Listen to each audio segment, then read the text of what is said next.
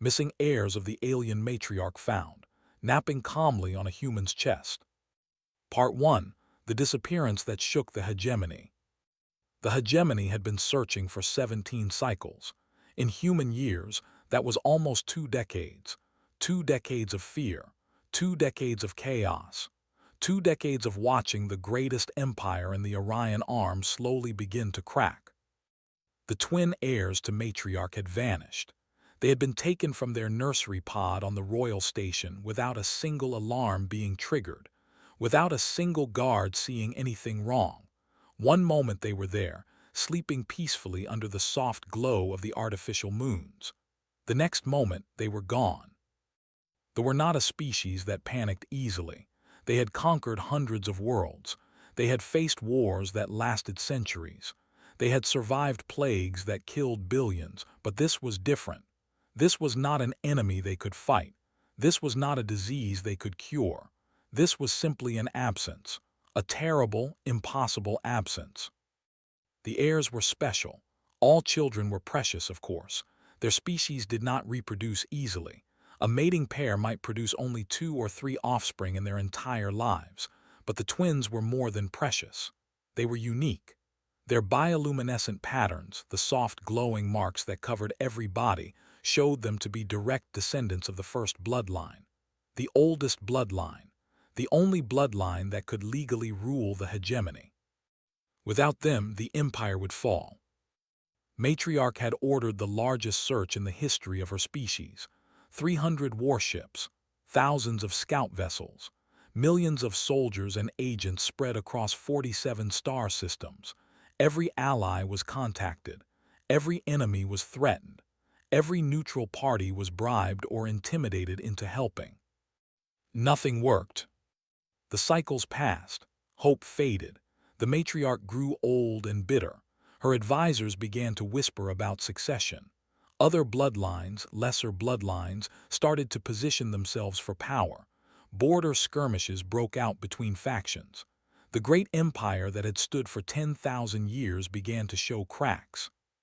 No one thought to check Earth.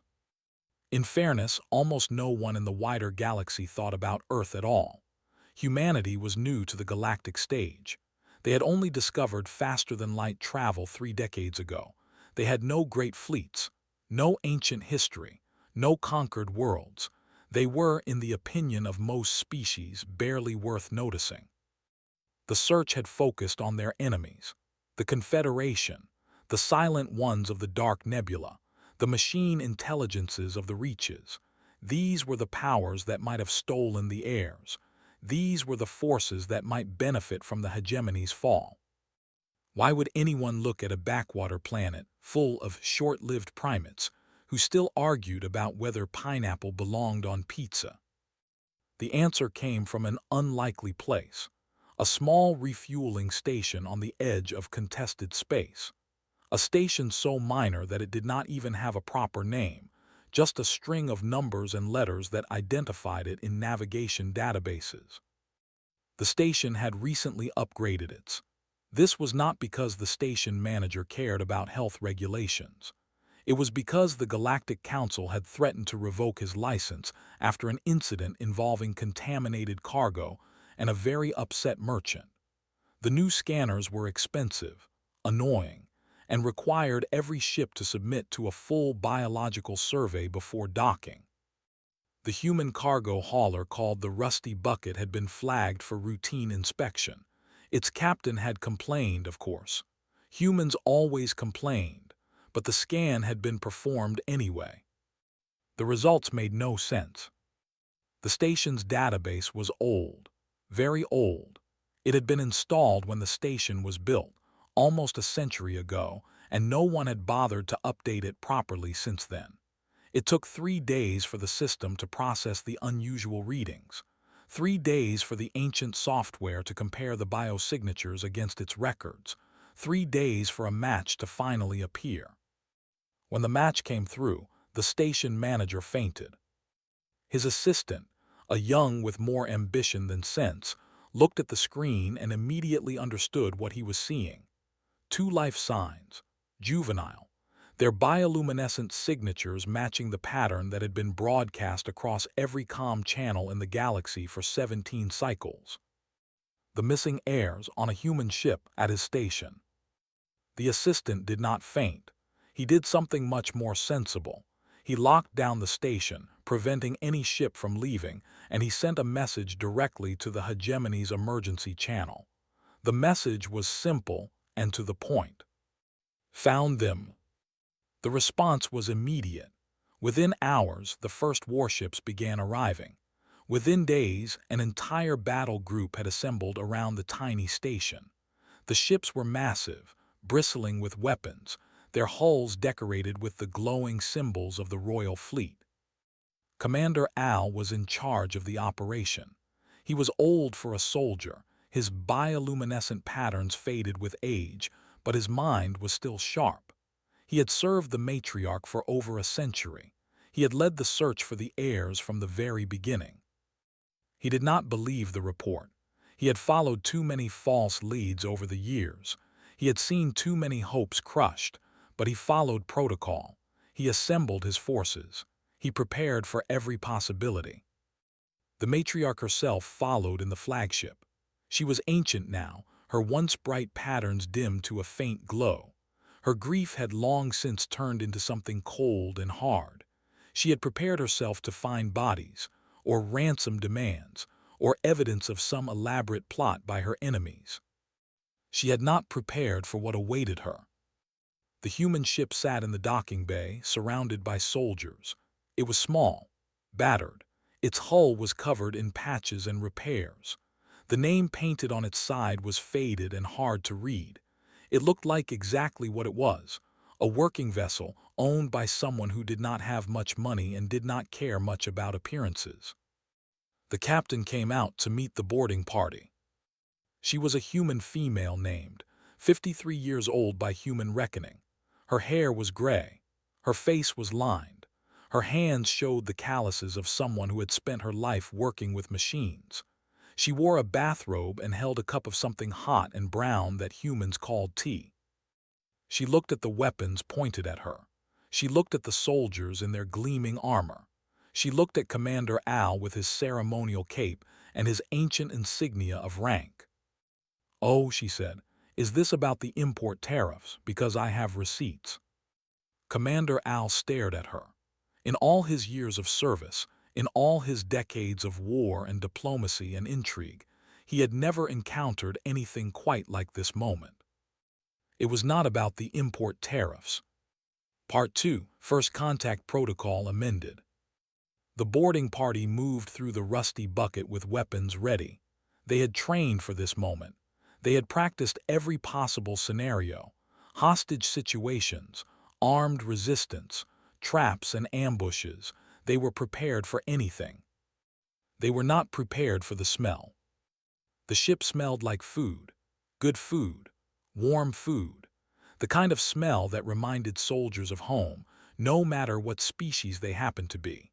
It mixed with other scents, oil and metal and recycled air and something floral that turned out to be coming from a small plant growing in a pot near the navigation console. Led them through her ship without any sign of fear.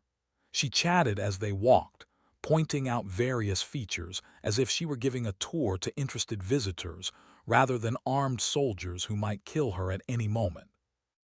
"Watch your head there," she said, ducking under a low pipe. "Been meaning to fix that for years. The gravity generator is a bit wonky in the cargo bay, so you might feel a little light on your feet. And please don't touch the panel on your left. It controls the airlock and the button sticks sometimes." Commander Al followed in silence. His soldiers moved efficiently, clearing each room, checking for threats. They found none, just a small, cluttered ship that had clearly been home to its captain for many years. The captain's quarters were at the end of a narrow corridor. The door was decorated with pictures, photographs of places and people, drawings that looked like they had been made by children, a calendar showing images of Earth's various landscapes. Stopped at the door. "Now I need you all to be quiet," she said. "They're sleeping and they get cranky if you wake them up too fast." Al did not understand. They, Ping and Pong, said as if this explained everything. That's what I call them. I know, not very creative, but they seemed to like it when they were little and the names just stuck. She opened the door. The room was small but comfortable. A bed took up most of the space, covered in a nest of blankets and pillows. The walls were decorated with more pictures, more drawings. A shelf held books and small objects, shells, rocks, a piece of driftwood that must have come from Earth. On the bed, curled together in the middle of the blankets, were two. They were no longer infants. 17 cycles had passed and they had grown, but they were still young by standards, still in the long adolescence that preceded full maturity. Their bioluminescent patterns pulsed slowly, the soft rhythm that indicated deep and peaceful sleep. One of them clutched a worn, stuffed animal. It was a strange creature, black and white, with a round body and small wings.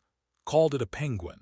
She had given it to them on their first night aboard her ship, when they had been tiny and scared and would not stop crying. Commander Al stood frozen in the doorway. His soldiers crowded behind him, equally stunned. The had been right. The ancient database had made a correct match. After 17 cycles of searching, after all the false hopes and dead ends, they had finally found the heirs. They were napping on a human's bed, cuddling a toy penguin.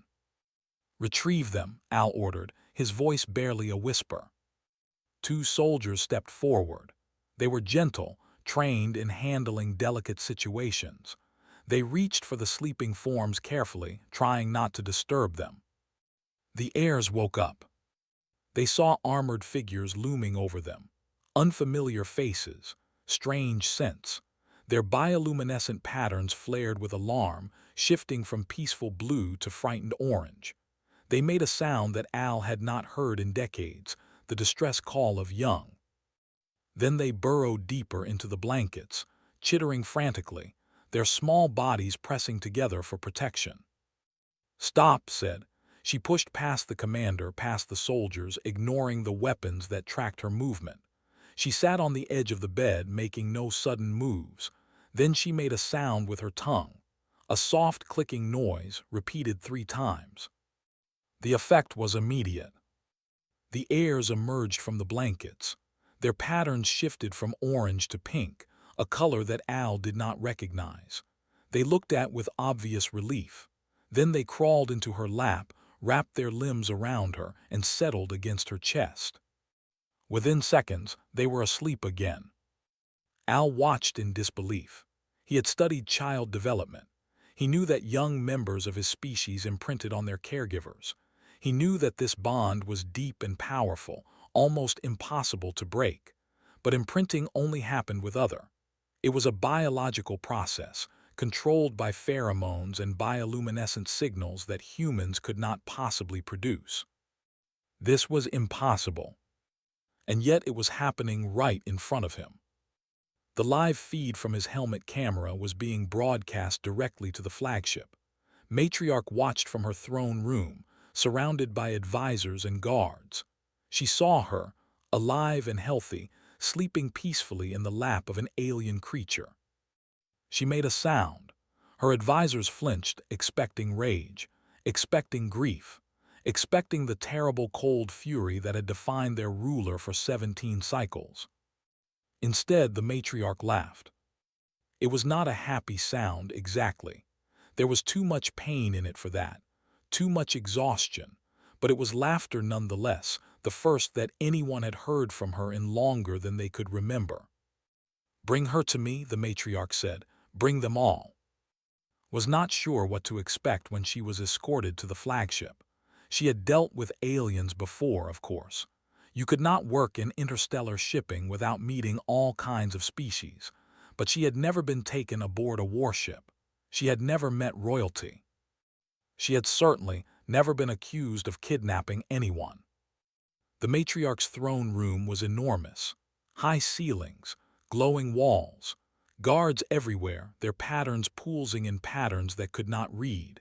At the far end, on a raised platform, sat the oldest that had ever seen. Ping and Pong walked beside her, holding her hands. They looked around the room with wide eyes, clearly overwhelmed by everything they were seeing. Their patterns flickered nervously, shifting between colors that seemed to mean uncertainty. The matriarch descended from her throne. She moved slowly, her age evident in every step, but her eyes were sharp. They fixed on her with an intensity that made one step in front of them protectively. Grandmother and advisor whispered, "The sacred greeting." The matriarch nodded. She stood before the twins and began a complex sequence of bioluminescent signals. Her patterns shifted through colors that could not name, creating shapes and rhythms that clearly had deep meaning to the watching. The heirs watched politely. Their patterns did not respond. When the matriarch finished, they looked up at her with expressions of mild confusion. Then Ping turned too and made a clicking sound.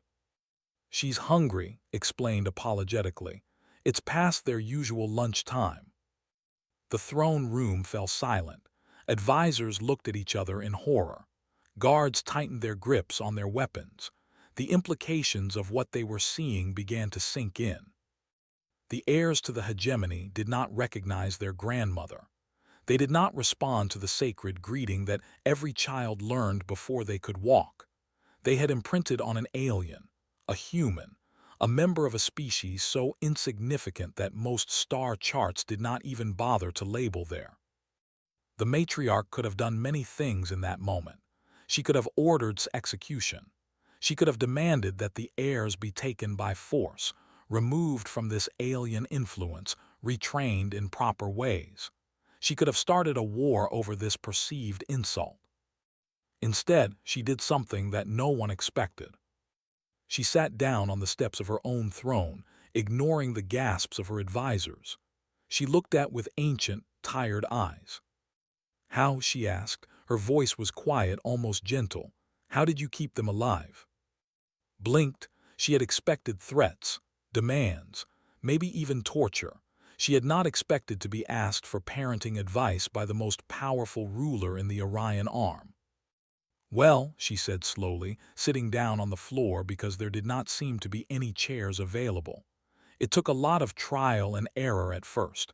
They like the weighted blanket, gets them to sleep faster, and they need to sleep touching something warm.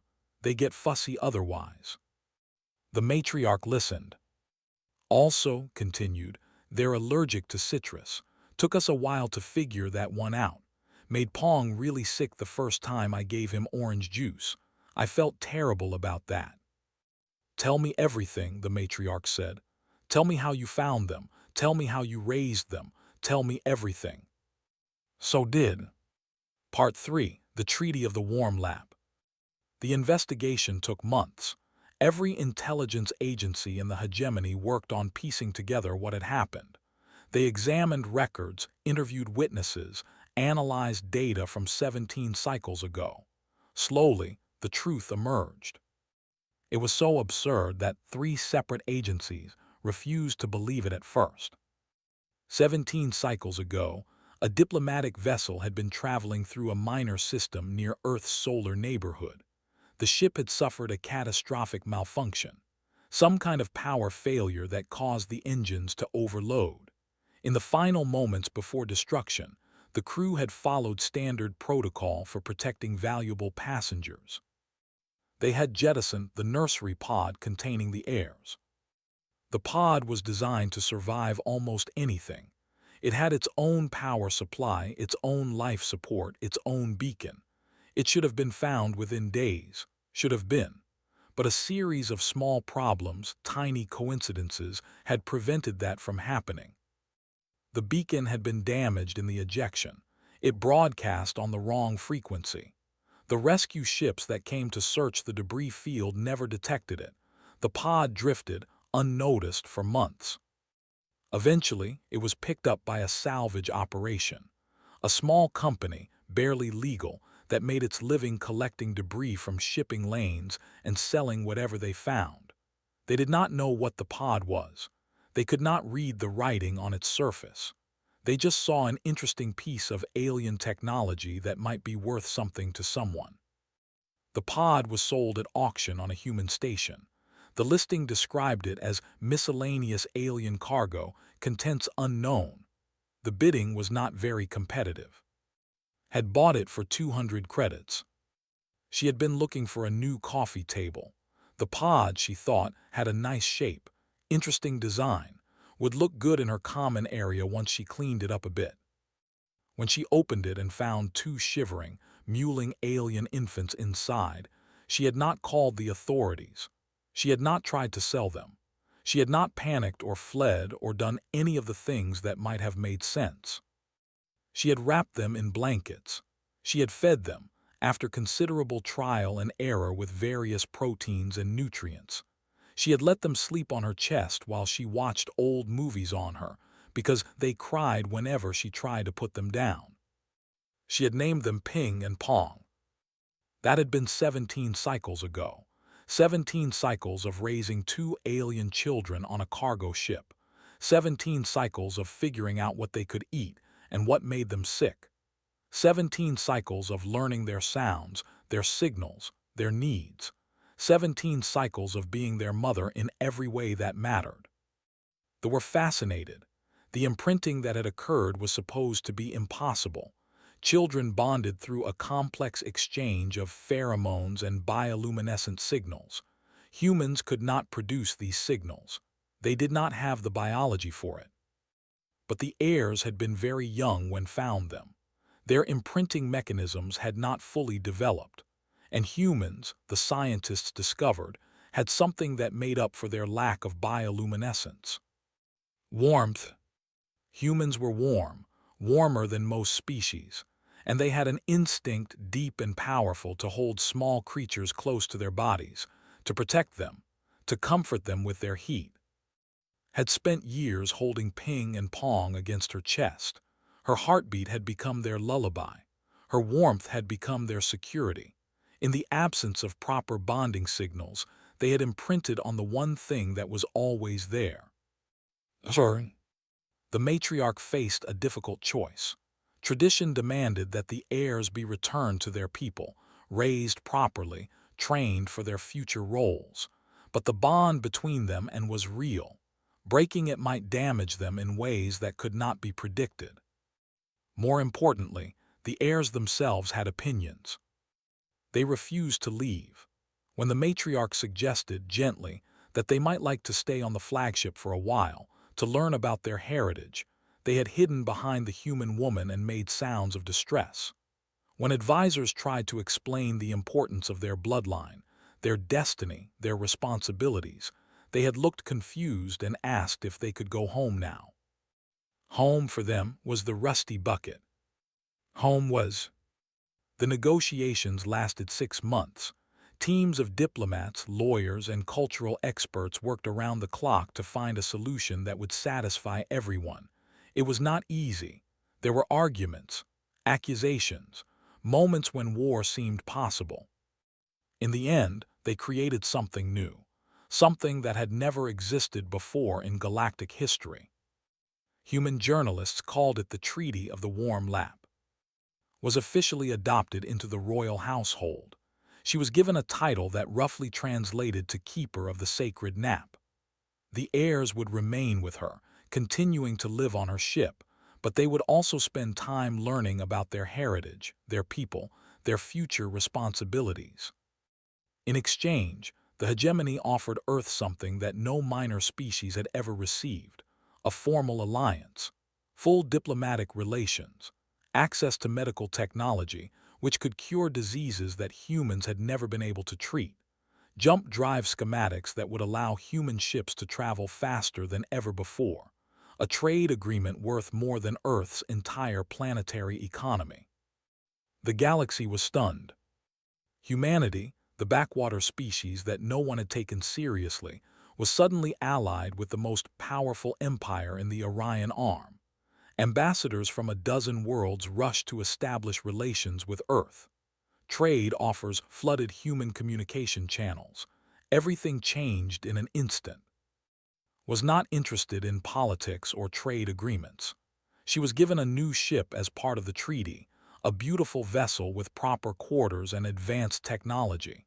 She accepted it politely and then immediately returned to the rusty bucket.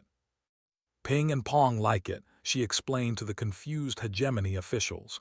It's home. Years passed. The heirs grew older. They learned to speak both and English. They studied their people's history, their customs, their responsibilities. They met other members of the royal family, made friends, began to understand what they would one day become. But they always returned too. The matriarch visited whenever she could. At first, her advisors worried about the arrangement. They expected conflict, jealousy, a power struggle between the human who had raised the heirs and the grandmother who should have been their guide. Instead, they found something unexpected. Friendship. The matriarch and had nothing in common. One was the ancient ruler of a vast empire.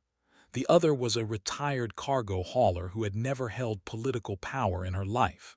They came from different worlds, different cultures, different ways of understanding the universe. But they both loved Ping and Pong. That was enough. They would sit together in the common area of the rusty bucket, drinking tea and talking about the twins. Would share stories about their childhood, the funny things they had done, the challenges she had faced raising them alone.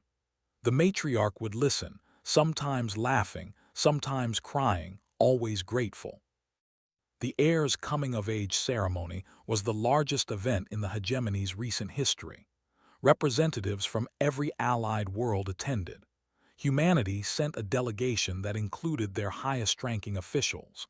The ceremony itself was ancient, filled with rituals that had been performed for thousands of years.